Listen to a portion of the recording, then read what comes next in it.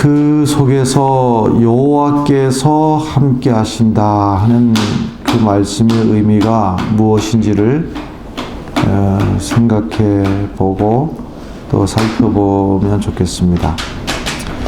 요셉의 아버지 야곱이라고 하는 사람이 있었는데, 야곱은 참 파란만장한 삶을 살았습니다. 왜 파란만장한 삶을 살았는가 하면, 진작에 하나님께서 야곱에게 약속을 해주셨습니다. 하나님께서 야곱에게 복을 주시겠다 이렇게 약속을 해주셨는데, 야곱이 그 하나님을 의지하지 않고 자기 나름대로 최선을 다하고 자기 나름대로 노력을 하고 자기 나름대로 부지런한 삶을 살았습니다. 그러면 잘 살 수 있을 줄 알았습니다. 그런데 자기 나름대로 최선을 다하고 노력을 하고 부지런하고 했던 그 결과가 그렇게 순탄한 삶을 보장해 주지는 못했습니다. 그래서 고생하다가 간신히 가나안이라고 하는 땅에 정착을 해서 살게 되었는데, 이제 나이도 먹을 만큼 먹었고 고생도 할 만큼 했으니 이제 야곱의 생에 고생이 끝날 만한데, 이 요셉에게 마지막 시련이 하나가 남아 있었습니다. 야곱이 말이죠. 야곱이 어떤 사람이냐 이렇게 할 때에 집념의 사람이다 이렇게 말할 수도 있고, 집착의 사람이다 이렇게 말할 수도 있습니다. 집념으로 말할 것 같으면, 뭘 하나 목표를 정하면 그것을 끝내 이루어야 됩니다. 가지고 싶다 하면 끝내 가져야 되고, 이루어야 된다 싶으면 밤잠을 안 자고 노력을 하든지 아니면은 사기를 치든지 간에 끝내 그것을 이루어야지 속이 시원한 경우입니다. 또 집착이 강해서 뭘 하나를 끝내 손에 넣어야 되겠다 하면요, 그것을 끝내 손에 넣어야 되고 그것을 놓지 못하고 살아가는 이제 그러한 사람인데, 근데 이 야곱에게 그 마지막 시련이 언제 끝나는가 하면, 자기가 손에 그 붙들었던 그것을 마지막에 내려놓는 순간에 오히려 자유로워지고 오히려 평안한 삶을 살게 됩니다. 이 야곱에게 있어서 성경을 아시는 분들은 이해할 얘기입니다만은, 12아들 중에서 마지막 11번째가 요셉이고 12번째가 베냐민인데, 12아들들 우리가 흔히 10손가락 깨물어서 뭐 이런 얘기 하는데, 야곱에게는 특별한 손가락이 있었던 거예요. 그게 뭐냐면 11번째 요셉, 12번째 베냐민, 요 둘은 특별하게 여겼습니다. 그런데 어느 날 여차저차해서 11번째 요셉이 죽었다는 소식을 듣게 됩니다. 그러니 얼마나 기가 막힌 일입니까? 그 자식 하나 특별히 생각했던 11번째 요셉이 죽었다는 얘기를 들은 것도 기가 막힌데, 이 땅에 가뭄이 들어가지고서는 나중에는 이제 그 죽었다는 아들 요셉이 애굽의 총리가 되어 있습니다만은, 그것도 모르는 상태에서 그 막내 아들 12번째 막내 베냐민만큼은 절대로 애굽이나 어디 곡식을 사러 가는 데나 어디 보내고 싶지 않은데 그럴 수밖에 없는 어떤 상황이 됐어요. 그래서 나머지 10 형제들이 아버지 베냐민을 꼭 데리고 가야 됩니다. 그러니까 아버지가 안 된다, 절대 안 된다. 요셉도 죽었는데 이 베냐민마저서 내게 뺏어가면 안 된다. 그렇게 안 된다 고집히다가 어쩔 수 없이 그 베냐민마저도 이제 형제들에게 보내서 저 먼 애굽 땅의 곡식을 얻으러 가는 그 위험한 일에 막내 베냐민을 보내게 되는데, 근데 성경을 읽다 보면요, 희한하게 딱 그 순간 이제 손에 그 집착, 집념, 그래서 다른 건 몰라도 요셉만큼은 안 돼. 근데 그 요셉을 죽었다는 소식을 듣고 이제 남은 베냐민만큼은 안 돼 하고 베냐민을 손에 쥐고 있었던 그것을 내리놓는 순간부터 야곱에게는 평화가 찾아오고, 야곱에게는 오히려 그 모든 지나간 고난들이 이제는 남의 이야기처럼 그렇게 돼버리고 말게 되는 겁니다.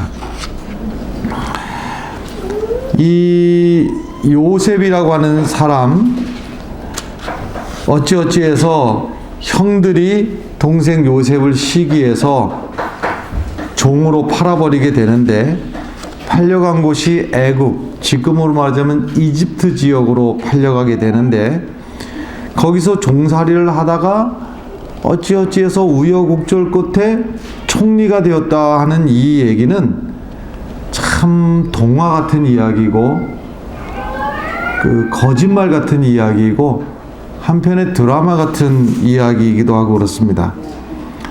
설령 성경을 잘 믿지 않는 사람이나 또는 이 성경의 진실성에 대해서 오해를 하는 분들도 요셉의 이야기만큼은 듣다 보면 야, 참 그거 재밌네 하는, 마치 연속극 드라마처럼 재밌게 듣는 이야기이기도 하고 그렇습니다. 그런데 우리가 이제 요셉의 이야기를 다 알고 있잖아요.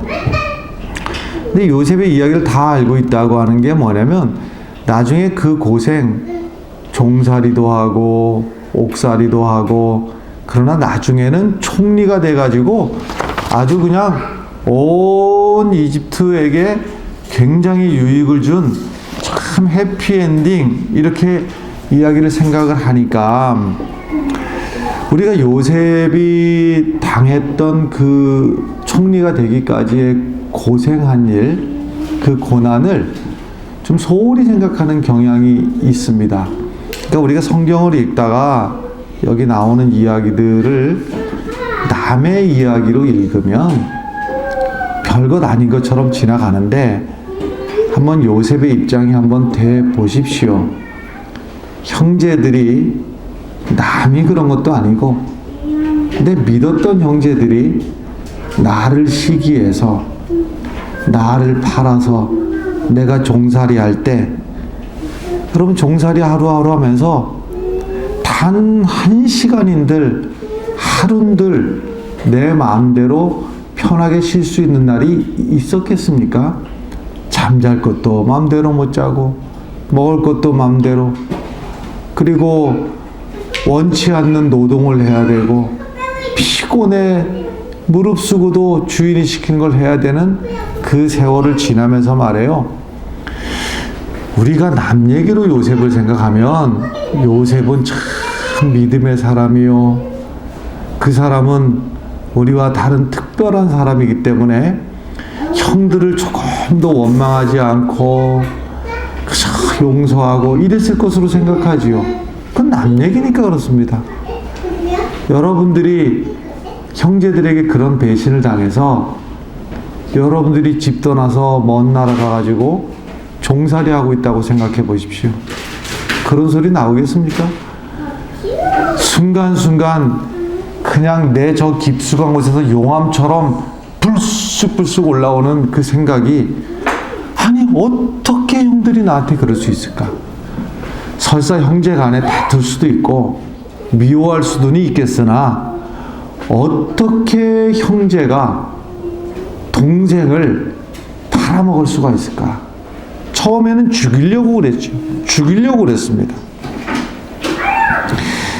여러분들이나 저나 살다 보면 참 별의별 일 만날 수가 있지요. 또 때로는 직장을 잃고, 또 때로는 당장 이번 달 어떻게 살아야 되나 앞이 캄캄할 때도 있고, 가정적인 어려움을 겪을 수도 있고, 또 돈 때문에 기가 막힌 일들을 만날 수도 있고, 또 가족 간의 다툼으로 인해서 고통을 겪기도 하고, 그러다가 또 어떤 이들은 스스로 목숨을 버리는 사람도 적지 않습니다. 그런데 말이죠, 가만히 생각해 보면 요셉이 당했던 이 고난에 비해서는 실제로 우리가 만나는 고난들이 견딜만하다, 이렇게 생각할 수가 있습니다. 근데 지금 이제 요셉은 어느 정도까지 지금 힘든가 하면, 정말 인간이 싫다, 사람이 싫다. 사람이 어쩌면 사람에게, 어쩌면 나에게 이런 억울한 일이 생길 수가 있는가. 애굽에 팔려가서 요셉이 종살이를 하게 됐습니다. 종살이를 하다가 어찌어찌 해서 그 종살이도 처음에는 더 힘들었겠지만은 조금 지내다 보니까 적응도 되고 말이죠.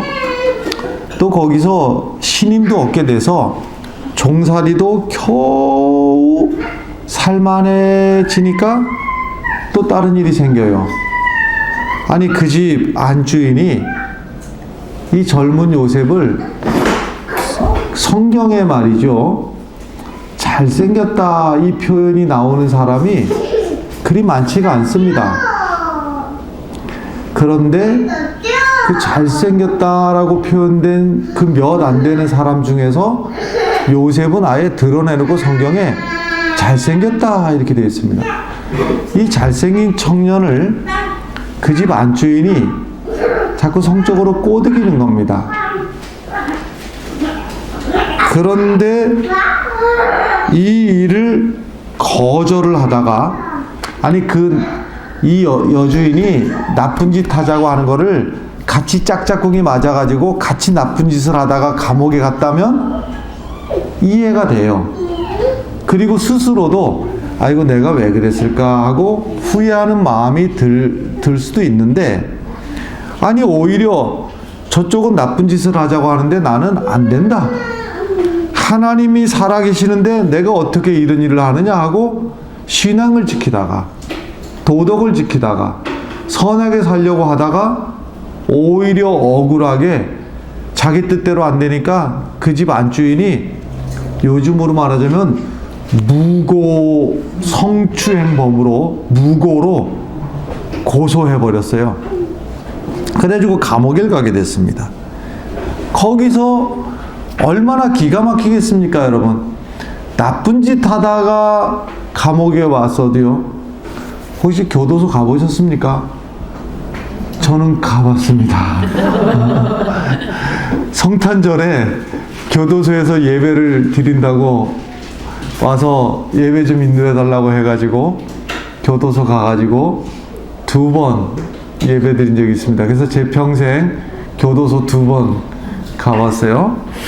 근데 이제 예배 드리기 전에 교도관들하고 이제 목사님 이렇게 추운 날씨에, 성탄절이니까 추운 날씨에 예배 드려 와서 고맙습니다. 그리고 또 예배 드려 그냥 가나요? 빈손으로 아니고 또 뭐라도 선물이라도 가서 이제 교도 수고하는 교도관들을 위해서 또 제수들을 위해서도 이렇게 선물도 준비해 가니까 이제 거기서 의례적인 목사님 고맙습니다, 또 선물도 잘 전달하겠습니다, 이런 얘기를 하던 중에 이런 얘기를 듣습니다. 이 교도소 안에 있는 모든 사람들은 다 억울하다는 겁니다. 그러니까 혹시 그 중에서는 진짜로 나는 죄를 안 지었는데 내가 억울하게 여기 와 있어, 이런 사람도 있을 수는 있어요. 100에 하나, 10에 하나 있을 수 있는데 잘못하고 왔어도 자기는 억울하다는 거예요. 그래서 별의별 억울함이 다 있습니다.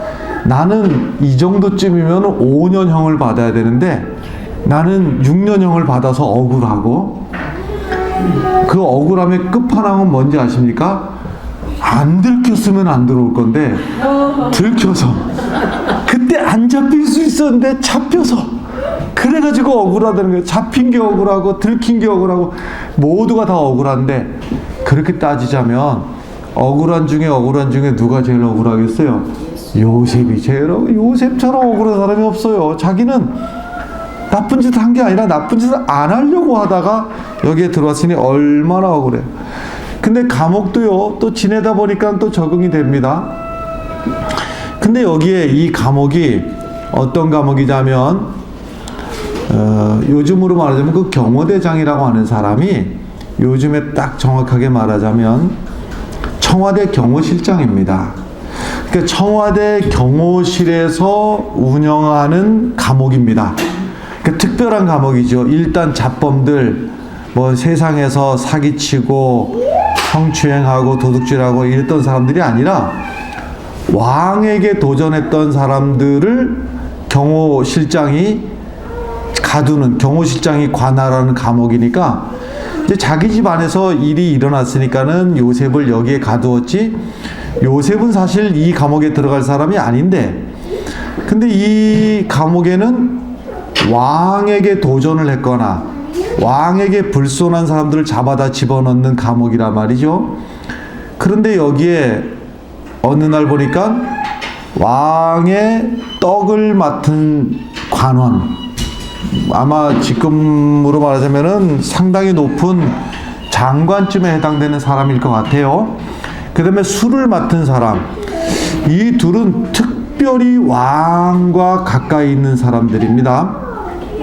그런데 이들이 감옥에 무슨 일로 잘못했는지 모르겠으나 감옥에 들어와서 꿈을 꾸었는데, 그 떡을 맡은 사람은 처형을 당할 것이고 술을 맡은 사람은 곧 원직에 오해가 풀려서 복직될 것이다 라는 그 꿈 해몽을 요셉이 이제 해주게 됩니다. 그래서 이제 한 사람은 죽임을 당하고 술 맡은 사람은 자기는 이 억울함을 벗고 다시 원직으로 복귀를 하면서, 야 요셉아, 내가 말이야 네 억울한 건 내가 다 알아. 그러니 내가 다시 왕 곁으로 가서 네 말대로 내가 왕 곁으로 가게 되면 내가 네 억울함을 다 왕한테 말하고 너를 내가 옥에서 꺼내줄 거야. 이 술 맡은 관원이 옥에서 나간 날부터 요셉의 하루는 길어집니다. 그 전에는 그냥 포기하고 하루하루를 지냈는데 내 억울함을 누군가가 알고 그 사람이 내 형편을 왕에게 말해준다고 했으니까 하루가요, 아침에 말했을까, 점심에 말했을까, 저녁에 말했을까, 오늘 말 안 했으면 내일 할까, 하루하루가 얼마나 긴지를 모르는데요, 그 시간이 몇 년이 지나가는가 하면 2년이 지나갑니다.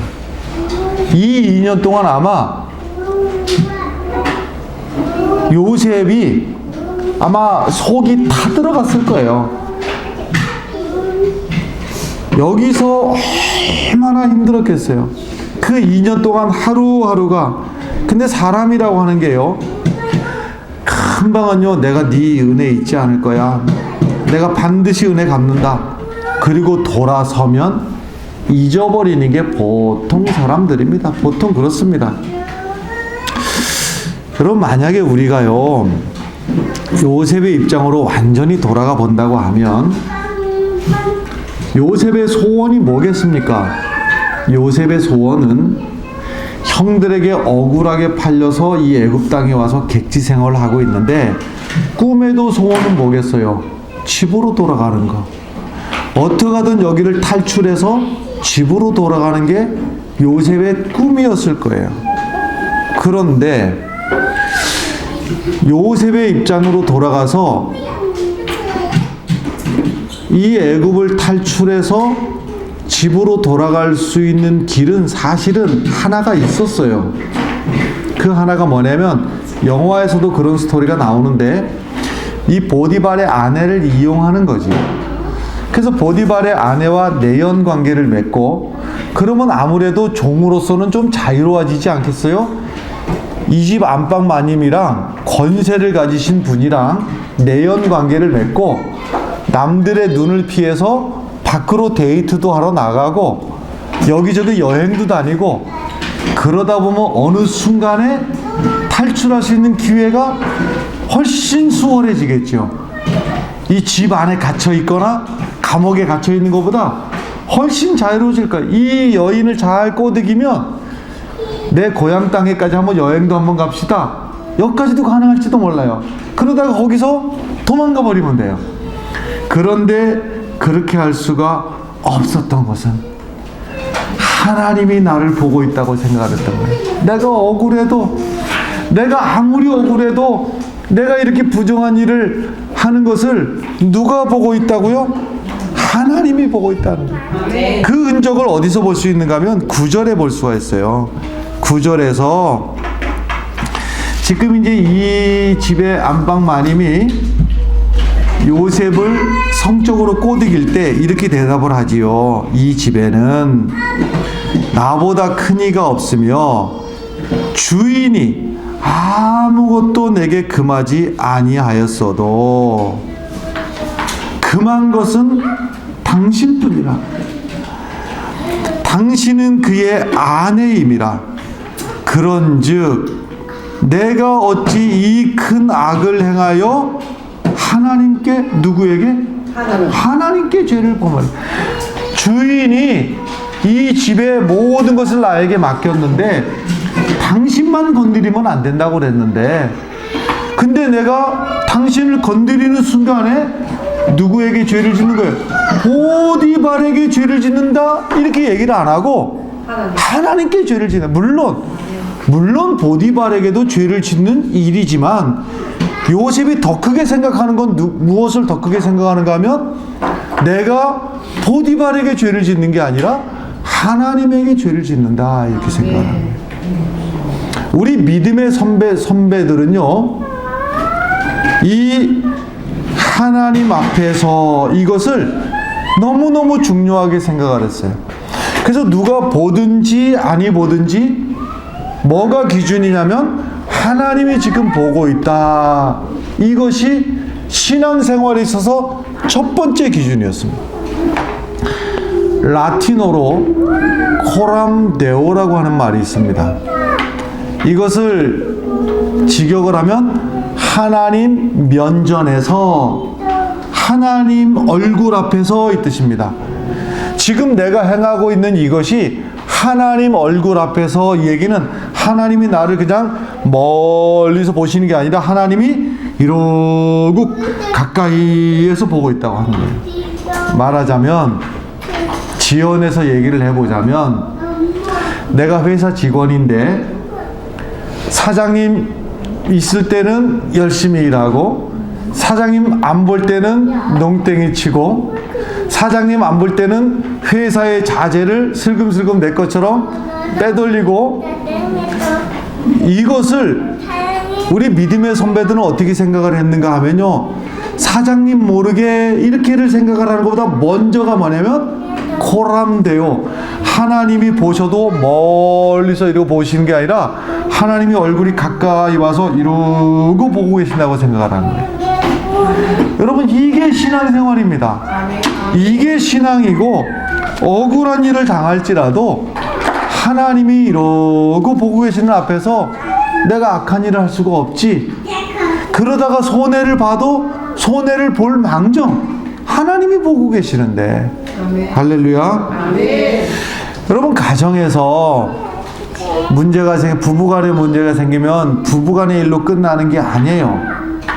하나님 앞에서 범죄가 되고, 우리가 이웃과 다툼에 있어 가지고 이웃과 문제가 끝나는 게 아니라 하나님이 여기 보고 계시다라는 거예요. 그래서 우리가 하나님의 이름으로 손해를 볼 때가 많고, 하나님의 이름으로 억울한 일을 당할 때도 많이 있습니다. 살다 보면 한 번만 눈 질끈 감으면 떼돈 벌 일을 만날 수도 있습니다. 한 번만 눈 질끈 감아버리면, 한 번만 눈 질끈 감아버리면 누구 한두 명 억울함을 당할지라도 내가 이득을 볼 일을 만날 수도 있어요. 그러나 그럴 수가 없는 게, 오히려 힘든 길을 선택하고 오히려 남들이 알아주지 않는 길을 가는 것도 하나님이 보고 계시기 때문에 우리는 그 쉬운 길을 선택할 수가 없는 거예요. 근데 문제는 말이죠, 우리가 지금 39장 1절부터 마지막 절까지 쭉 읽는 중에 많이 나오는 말이 뭐냐면, 하나님이 그와 함께 하셨다, 하나님이 형통하게 하셨다, 이 말이 많이 나와요, 이 39장에. 그런데 그럼 하나님이 요셉과 함께 하시고, 하나님이 요셉을 형통하게 하시고, 뭐 우리에게도 적용할 수 있겠죠. 하나님이 우리와 함께 하시고 하나님이 우리를 형통하게 하시고. 근데 이 말을 우리가 좀 오해하는 경향이 있습니다. 요셉의 경우를 보시면 여러분들 어쩌면 좀 실망할지도 모르지만, 실망을 내려놓고 하나님이 함께 하신다, 하나님이 형통하게 하신다, 이 말이 무슨 말인지를 우리가 오해하지 말아야지 신앙생활을 잘할 수가 있습니다. 2절에 보면 이렇게 되어 있어요. 여호와께서 요셉과 함께 하심으로, 여기도 하나님이 요셉과 함께 하셨다 이렇게 되어 있잖아요.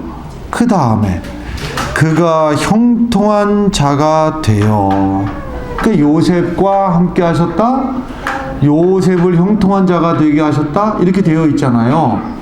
그런데 말이죠, 이게 지금 어떨 때 지금 이 말씀을 주시는가 하면, 바로 앞에 1절에 보면 1절의 제일 끄트머리가 이렇게 되어 있거든요. 보디발이 그를 그리로 데려간 이스마엘 사람의 손에서 요셉을 산이라 이렇게 되어 있어요.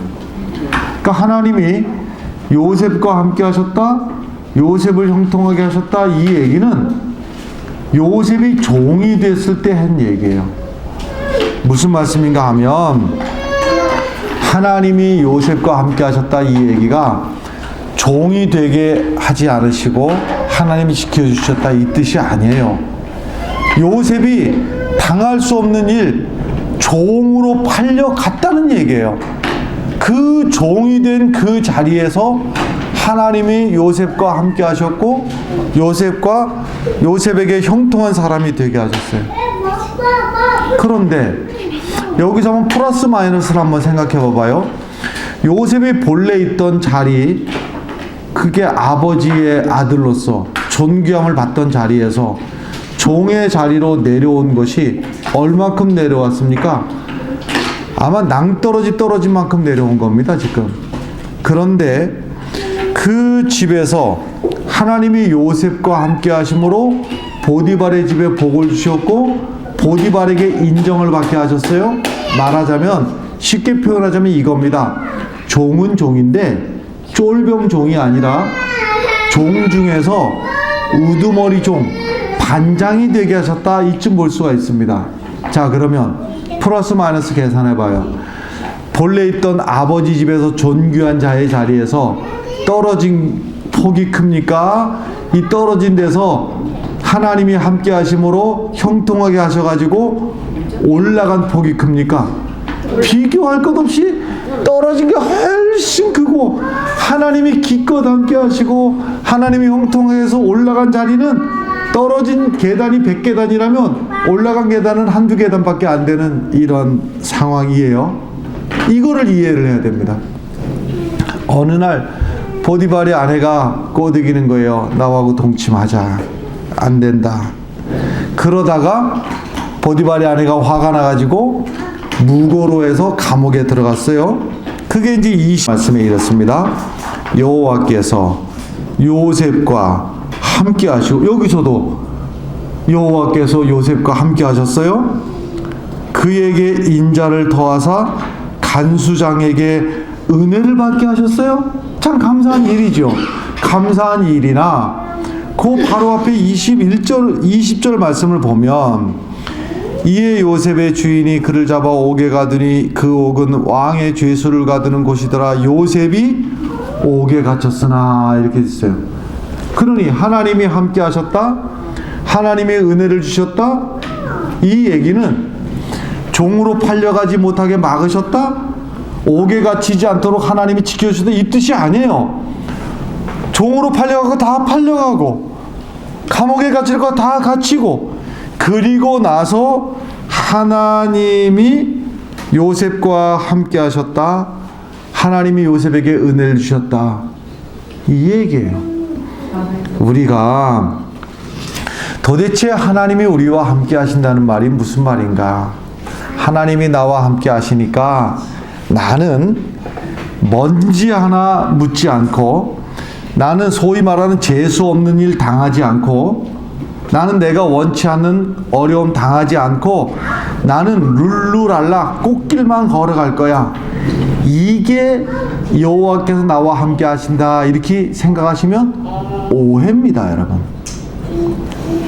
반대로 뒤집어 얘기를 하면, 하나님이 비를 내려주시는데 악인에게는 비를 더 좋게 내려주시고, 악인에게는 비를 안 내려주시고, 선인에게는 비를 더 내려주시고, 하나님이 햇빛을 비춰주시는데 선한 믿음의 사람에게는 햇빛을 곱게 비춰주시고, 악인에게는 그 햇빛을 거두어 가시든지 아니면 너 죽어라 하고 더 뜨거운 햇빛을 내려주시든지 그러지 않잖아요.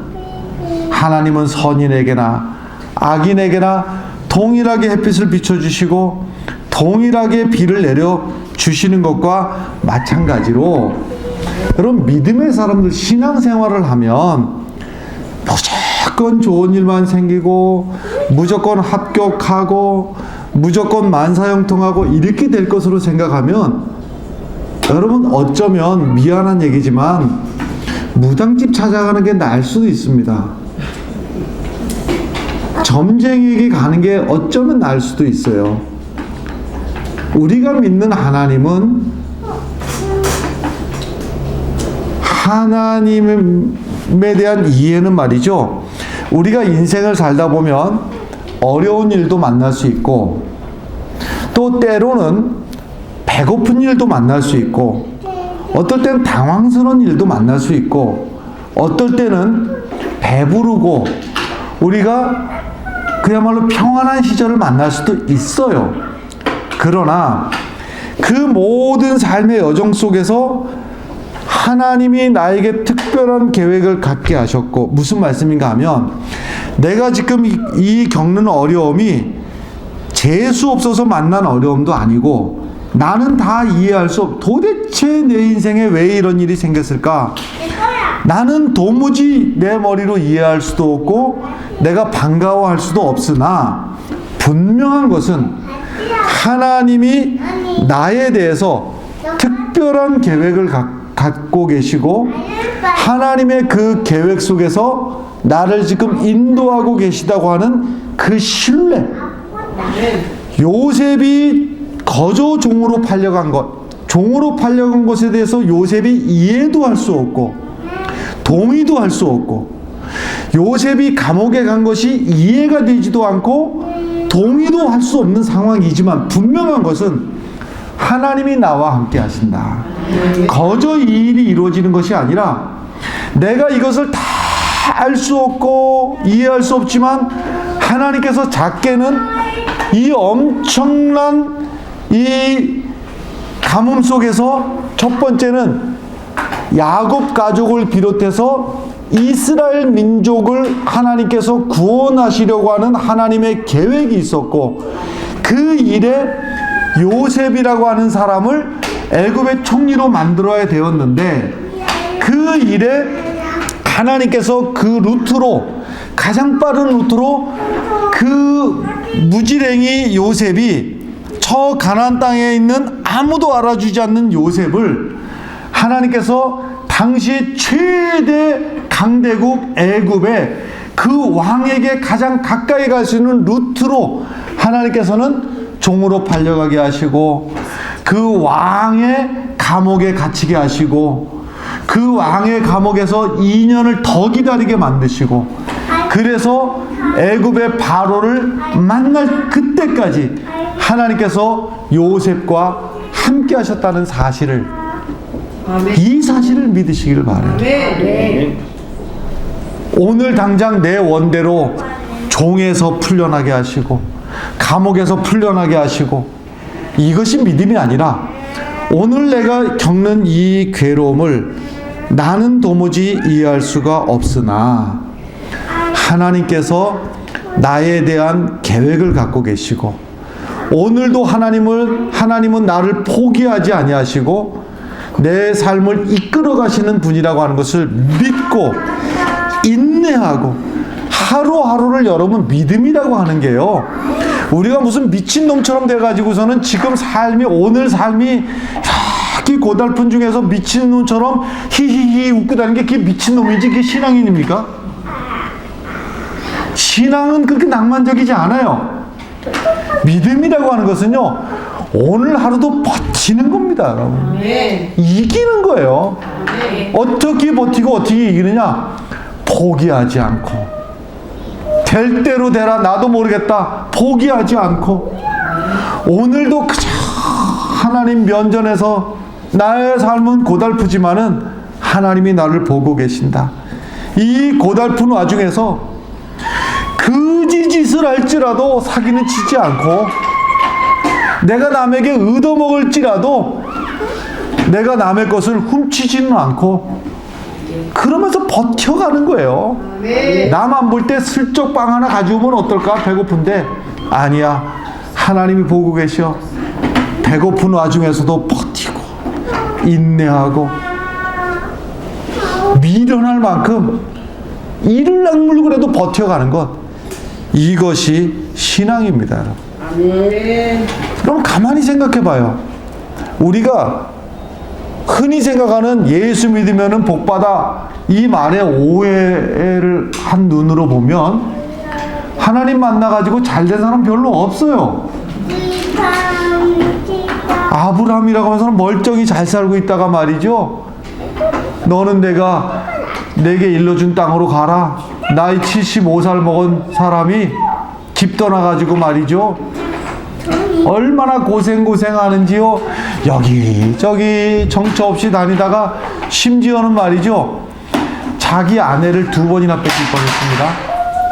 지 입으로다가 내 아내 아닌 것처럼 말이죠, 내 누이 동생이라고 이랬다가 마누라 2번이나 뺏길 뻔했는데, 우리가 남 얘기로 하면 아이고 지 마누라도 건사도 못하고 세상에 지 살겠다고 마누라를 갖다 남한테 내줘. 아니, 오죽했으면 그럴지도 생각해 봐봐요. 그러니 아브라함이 하나님 만나고 나서 잘된 게 아니에요.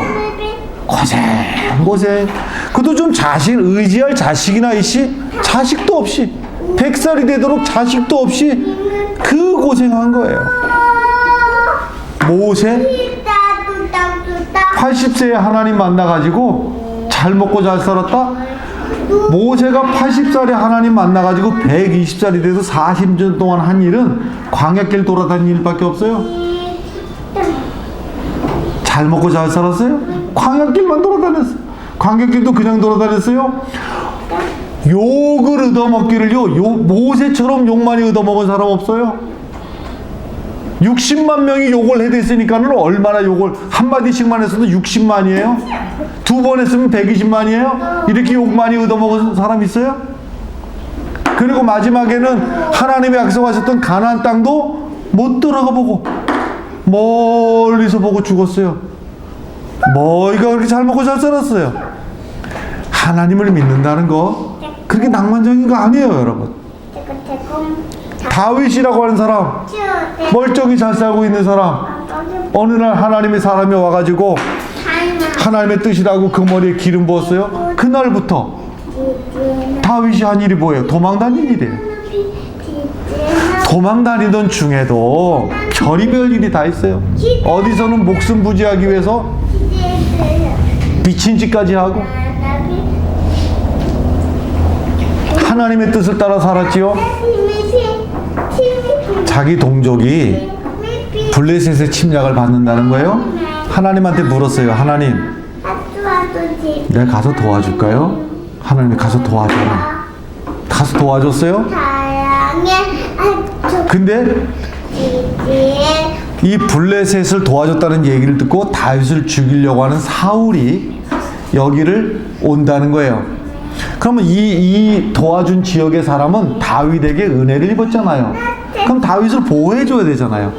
하나님이 물었어요. 하나님에게 물었어요. 하나님, 내가 도와줬던 이 사람들이 사울이 와서 나를 내주라고 하면 내주겠습니까? 응, 내줄 거야. 야속하지 않아요? 하나님한테 물어서 한 일이잖아요. 그럼 하나님이 내주지 않도록 하나님이 지켜주시든지 보호해 주시든지 남 얘기하듯이 내어줄 거야. 그래서 도망 다닌 게 다윗의 일이에요. 여러분, 우리가요 이렇게 말하는 사람 좀 조심하실 필요가 있는데, 아무개 권사님, 나는 말이야 기도만 하면 하나님이 백발백중, 내가 기도만 하면 백발백중 하나님이 내 기도는 척척 들어주셔.